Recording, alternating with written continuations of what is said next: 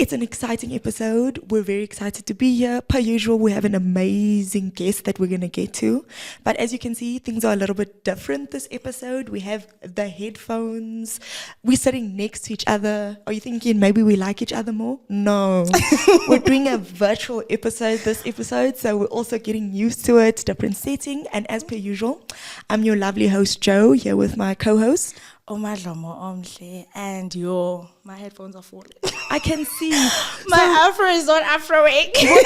No, your afro, it's beautiful. But what Bushle didn't know is that we were going to have headphones for the virtual episode. So she made the afro look beautiful for you guys to show.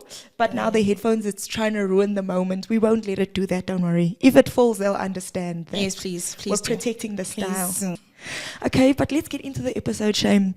I feel like we're talking just about us when we have a phenomenal guest today, per usual. So today Another network, sorry. Another network. No, as always. Don't say sorry. Today we are interviewing the amazing Matthew Hlazo. Did I pronounce your surname properly, Matthew? 100% Joe. Thanks. Okay, so Matthew has been doing amazing work right now. He is a software developer, but that's not where he started. And what we really want him to take us through today is his journey, how he got there, the unconventional route he took, how he overcome the challenges that came with that journey, and the mindset he had to have to be where he is today. Because you'll hear from his remarkable, amazing story that it was not easy for Matthew to get in the position that he is today. To also be an amazing person he has a Udemy course that you guys can go and do. Joe said a lot about you, but I want just to start in high school. At the beginning. In the beginning.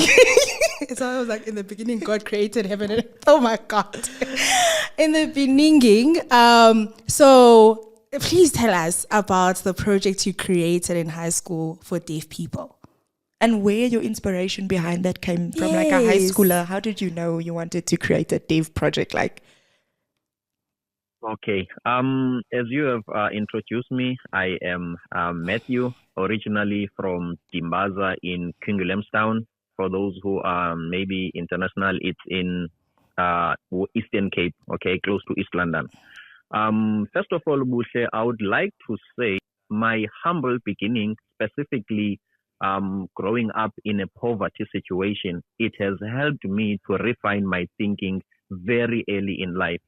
Some people had some opportunities or chances to go negative in life, but I didn't have that because I was born in a situation whereby I have to fill in the shoes of my own father who was not there. So that alone has shaped how I do things and how I behave. So at school, at a very early age, I had to be active. Like I had to be involved. I had to experience. I had to find what I can be and do more. So before high school, in I think it was standard 3, which is I think it's grade 5 nowadays.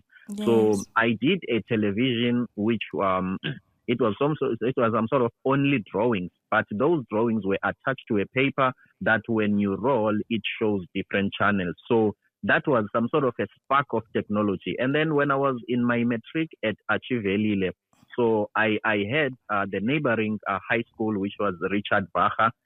They are entering a science competition, and we are not doing that.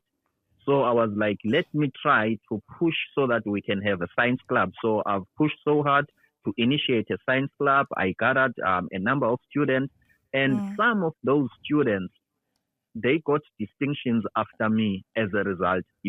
I didn't manage to get 4 A's, even though I was aiming for, but I'm proud. One of the students that I was mentoring, maybe 2 years after I'm done my high school, she got a distinction, and I was so happy for that. So there's a competition called ESCOM Expo for Young Scientists. So I was like, if people are disabled, okay, and maybe they can't open doors, they've got some limitation, maybe they don't have the arms, how could I find a way to solve that problem? So I have used the knowledge that I'm gaining from the physics and the technology that I'm learning in school to create a small box house, okay, from boxes collected in different places. And if you want to open the house, you use your voice, like open, and then the doors will be open, and close, and the doors will be closed. So at school, they used to call it open sesame. It was opening doors.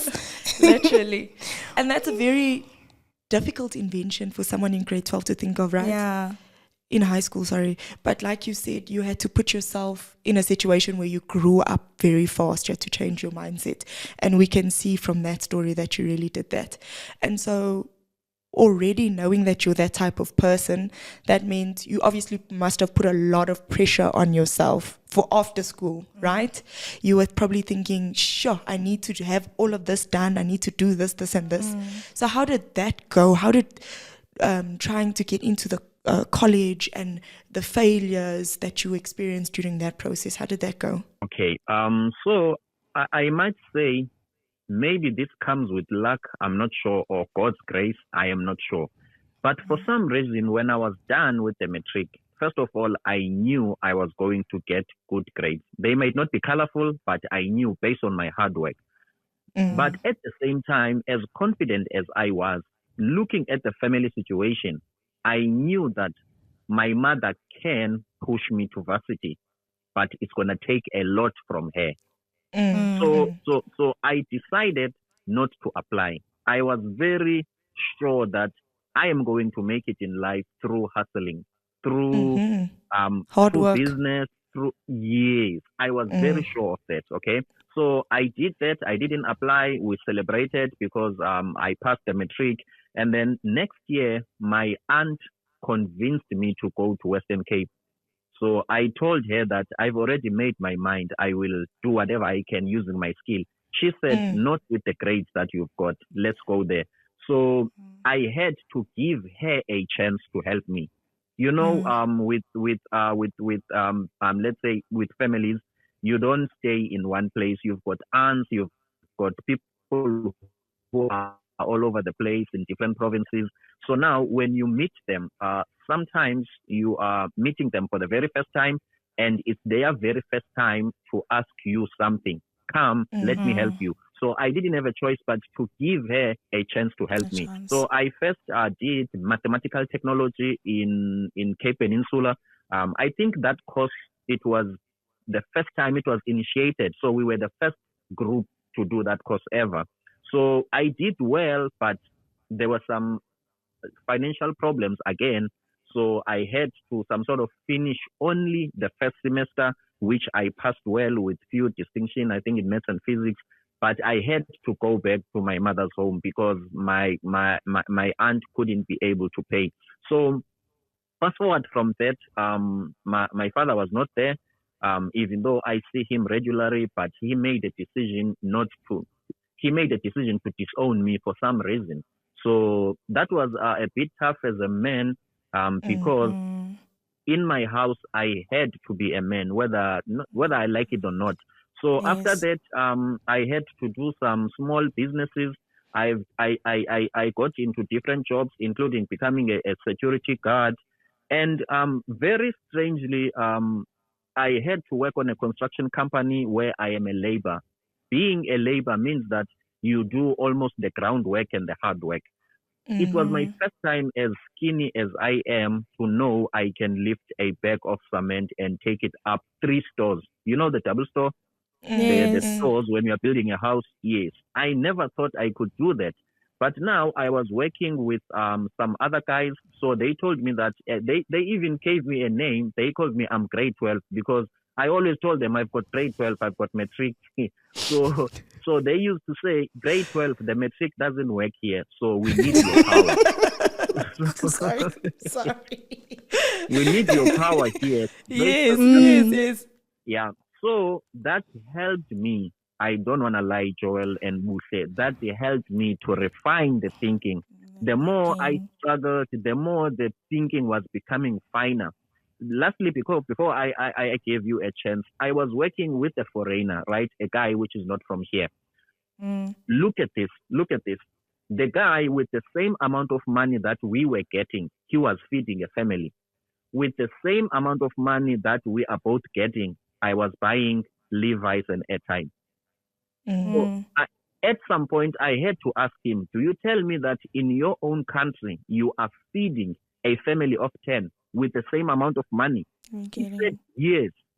That alone taught me a lesson about financial intelligence and about life in general.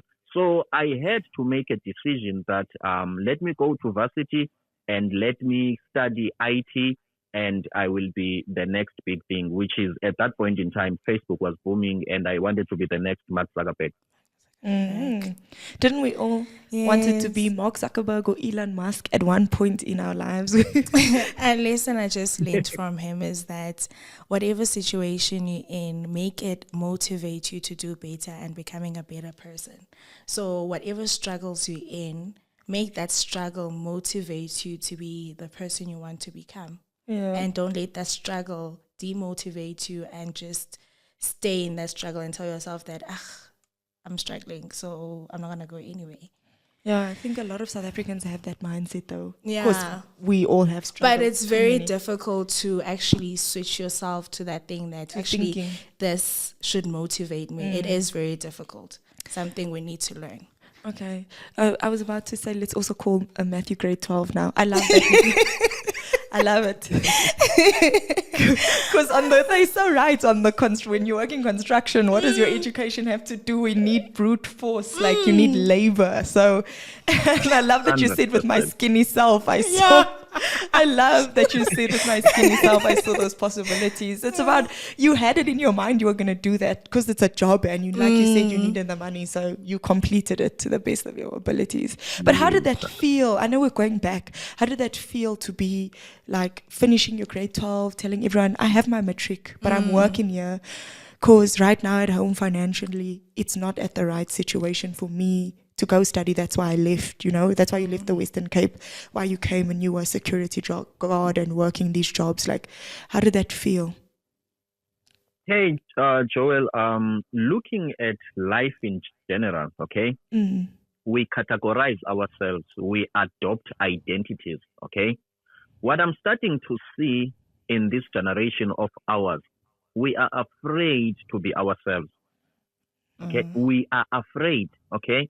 It's like it's scary to be yourself, meaning that it's better when I present myself as Matthew and take a nice picture and post it on Instagram, okay, than the actual reality of who I am. Are you with me? Yeah. Yes. Yes.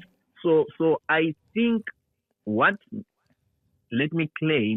makes me a little bit different, I am not afraid of my background and I am not afraid to go publicly with my poor presentation. I have been poor, I know, okay? And I knew that I am going to work hard to make a difference. But also, I was cognizant of the fact that I belong to a lower class. And to me, it never bothered me, okay? Instead, it crafted the person that I am now, more understanding, more aware, resilient, and maybe having the courage to push in life. So obviously, with my grade 12, I am here in the construction company. I was present. I was here and now. It was a situation that I know I could improve, but at the same time, I was in the moment. There's a guy called Eckhart Tolle. I think he's more like a spiritual teacher. He wrote a book called The Power of Now, okay? So meaning that you can be in a painful situation. I don't deny that. God distributes pain and misery equally so that we can grow. Okay, we all get a share. But most of us, okay, they deny the present. You have to be positive. You have to speak positivity into your life. I understand that. But don't deny the present. Soak yourself into, if it's misery, soak yourself into it.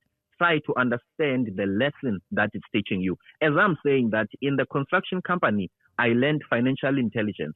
The same money that a South African is getting and the same money that, let's say, a Zimbabwean or whatever guy from a different country is getting, these people with the same money, they are doing different things.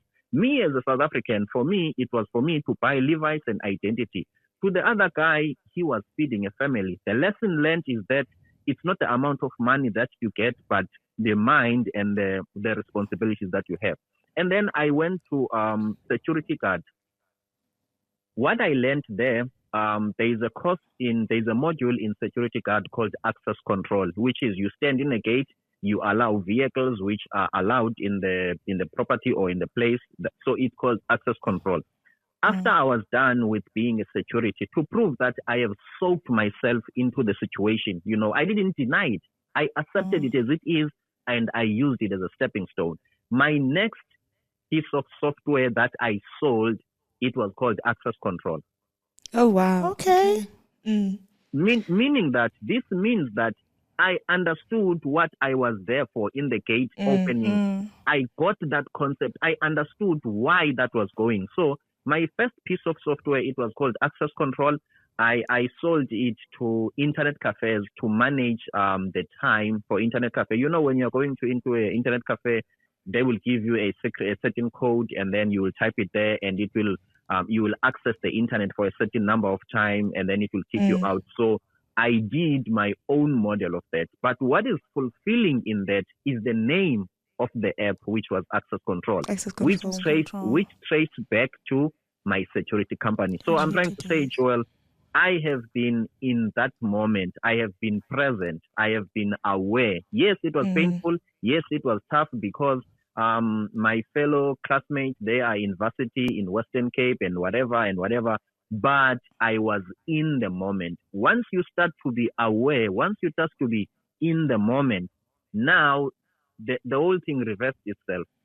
Okay. I get what you're saying. So you've taken the learnings from each point of your journey, and it's actually helped you for the next point because you've soaked yourself in it. Like the way you said that was great. Like you've soaked yourself in your experiences, which I love. So now you've worked and you're saying you go back to study, right? What did you go study, and what made you decide, okay, now I'm going to go back and study? So you have your diploma, right? Yeah. So obviously, life is not black and white, okay? There's always grayish lines. That's the beauty of it, okay?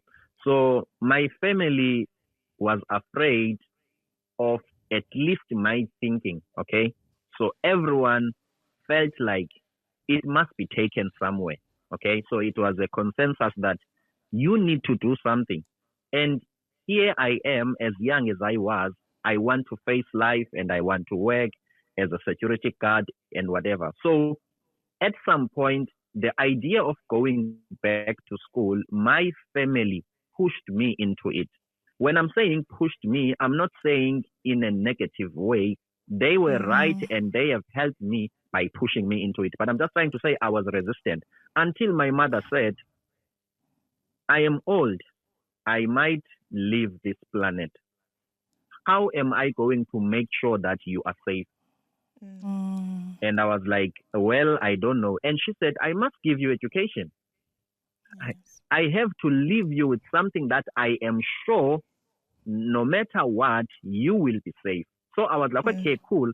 If you are going to give me something and work hard, let me choose what is it going to be. And with me and technology, I was fascinated with it. And obviously, I wanted to be the guy, the next guy to invent the social media thing. So I had to go to Walter Sisulu University and apply. I was still a security guard at that time. And also, as young as I was, it was a bit, I'm not sure, it was a bit of a shame to me to be a security guard, because when I'm standing there next to Standard Bank, all my teachers who knew how brilliant I was, they were greeting me, but with discourage, they were not excited, because they didn't see me there. Okay. So I'm trying to say at that time I was working at Standard Bank as security guard in my hometown. So So I had to apply to Walter Sisulu University, and I enrolled in diploma in software development. Now I'm in Walter Sisulu University. I'm supposed to do a diploma and go out and work maybe for MTN, Vodacom, or whatever.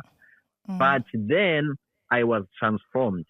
When I was in Walter Sisulu University, I was convinced that the diploma that I'm doing is not enough to define who I can become. Okay. I will soak myself into the curriculum. I will do software development with passion. But as I'm doing it, I am not doing it to donate my time to somebody else. I am doing it to try to come up with solutions, to sell my own ideas, to sell my own inventions. Also, please note that when I'm saying not to donate my time to somebody else, I don't mean it in a, what can I say, in a negative way, because I ended up donating my time to somebody else. But I'm just trying to say, at the same time, meanwhile I was there, I was so obsessed with independence and entrepreneurship, such that I left my diploma there. When I was on the third year, I was convinced that I am happy for the curriculum, but not to use the paper as something that will represent me. Let me hide the paper and let me face the world. So I started in 2011, 2012, 2013. So in 2013, I didn't attend the graduation. When we were graduating, I was at a taxi rank selling my movies that I did myself. So I've got a little background in filming. As I've told you, I have been trying to find so I have been trying to find ways to live. I wanted life to touch me. I didn't want to have a concept of life. I didn't want to have my mother's concept of life. I didn't want to be book-wise only. I also wanted to be streetwise. So in the graduation day, I was in taxi rank selling my films door to door and also on taxi rank. So meaning that I had a different mentality about education. I wanted to use education. Got into Walter Sisulu University and I read all the self-help books. I was convinced that I am going to go out there and leave the diploma in school and I'm going to face the world. And my mission was simple. I even had a date. I told myself I'm going to be a millionaire in 3 years. I was a powerful convinced I had a plan. My mind was convinced. So I was convinced that in 3 years I was a millionaire. It was after I watched a small video by Tyler Perry. It had a caption, "A millionaire in 3 years." I was like, I am that. I identify with it. And it's now like almost like 10 years and I'm far from it, but I'm fulfilled. So I'm trying to say I got into Walter Sisulu University. I left the diploma there. I didn't really think that it's powerful enough to represent who I am. Then after Walter Sisulu, how did you come about creating your own courses and teaching people and also starting a YouTube channel from all the knowledge you gained? So now, obviously, there is something called the law of contrast. I think Abraham Hicks teaches about that. Okay, this is the beauty of life. Life will present to you what you don't want, and it will make sure that you understand that. Okay, this means that it's giving you the contrast to what you want. I want to be a millionaire in 3 years. Life doesn't want to give me that until I get the contrast of it. Let's say I want a white color. Life will give me a black color so that I become sharper and sharper with identifying a white color. So what happened was I passed my diploma and I got into life. I did my own jobs and everything up until my family, still my mother. Family is very important, guys. Those people will stay with you until you become the best. They will never give up on you. Your mother, your father, those people, they are very important. Much respect and much love to them. So my mother said, now that you're done with your diploma and you are not taking it, We don't see it. We are not sure if you did well. Yes, you are saying you did well, but we are not sure. What if maybe you were playing there or you were selling drugs, or we don't have a proof, okay?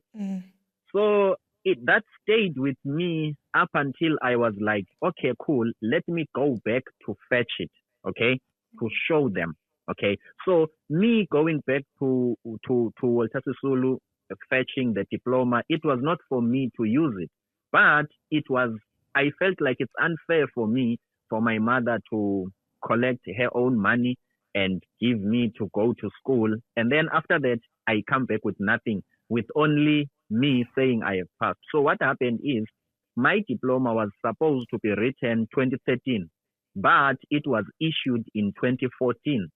So it feels like I did 4 years, whereas I did 3 years, because I collected it in the following year when my family was like, please come and show it to us.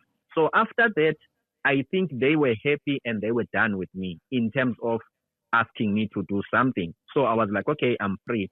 I got into graphic design. I did graphic design, Photoshop, CorelDRAW, until I worked professionally. So meaning that everything was self-taught.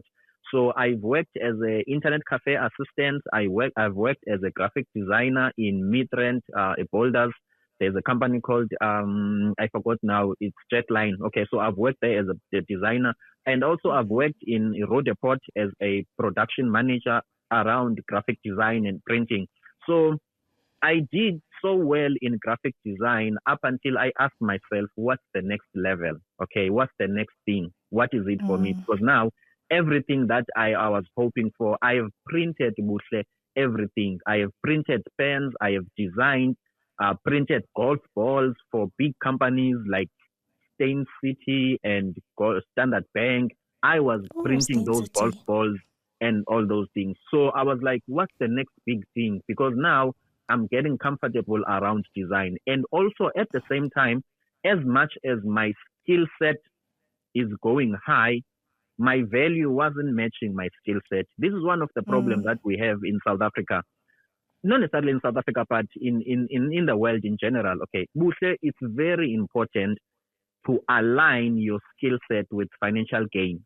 Okay, I'm not sure I'm teaching people business but it's very important. So what happened to me, I was a very smart and a solutions-driven guy, but I was not driving. But I was still renting in Katlehong, in Tembisa. I was not staying in Randburg. And I had to evaluate myself and I had to balance. Something is wrong with me. In any company that I've worked in, I am the most hardworking guy. You know, in Johannesburg, I even worked on weekends. I'm that type of a hard worker. I don't have weekends. I work. I even tell my boss, call me anytime for what I want. If you want to do design, call me even on Sunday. I don't have family time. But when I was looking at that dedication and my status, and I was like, something is wrong. The value doesn't match. I can push, but financially and in terms of my life in general, I'm not where I am. I want to go to Virgin Active. I want to experience life, but it looks like something doesn't balance. So now I was like, I have been trying to make a living. Remember, I'm coming from a tough background, right? After sleeping on streets, sleeping in hospitals, I have to make a decision. And to me, YouTube and software development came as a rescue to afford me the life that I want to live. Okay. And how was that possible, though? Sorry, I think we both you said so many, we both just have so many questions, like so many things. But YouTube and software development came as your rescuer in that situation, right? Or your thing that you saw as your way out, which is great, which is what we love about technology, because it's not very accessible, but it's one of the most accessible careers you can do. And so I think first of all, you look so young. I'm sidetracking. When you were saying 2011 you started, 2013. and 2013 you graduated. I was thinking, sure, you actually have quite a lot of work in general experience in South Africa. So you look very young for your age, Matthew. Please take that as a compliment. I was still in, what's this, primary school? Yeah, in 2011 I was High still school. in primary school. So yes, you've got so much experience, which has been great. I think a very good closing note for us is going to be, who is Matthew outside of? So tell us more about your YouTube channel. Please tell us more about your film. That is so interesting. Yes. You do film in the background. Not in the background, listen to me. Film outside, that's who you are outside. Like, besides the fact that you've gone through this tremendous amount of struggle and challenges, you've soaked yourself in it, you've learned, and you've got yourself to where you are right now. What is Matthew outside of that? What are you doing? I'm getting that you love spending time with family as well. Like, what do you do?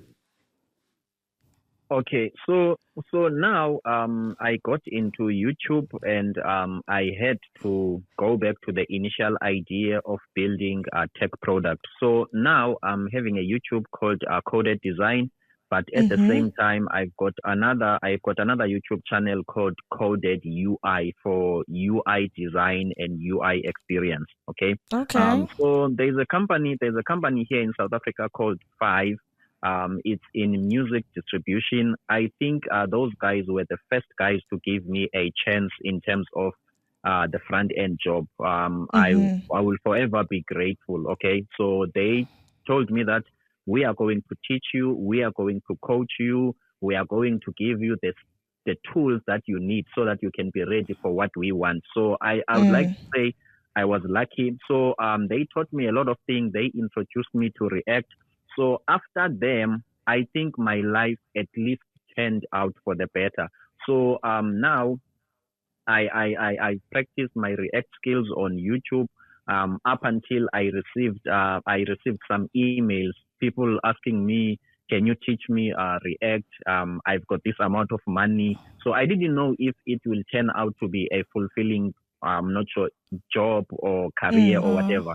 So yeah, people were requesting, I'm from United States, I want to learn React. I saw your course, and then so it built up from there, and it got momentum until I started to some sort of capitalize on it. Okay, so now I have learned React, and I'm also building my own libraries. A library is just a piece of software that helps other developers to achieve certain goals. So I've got some 2 libraries. The other one I've published, and the other one I am working on.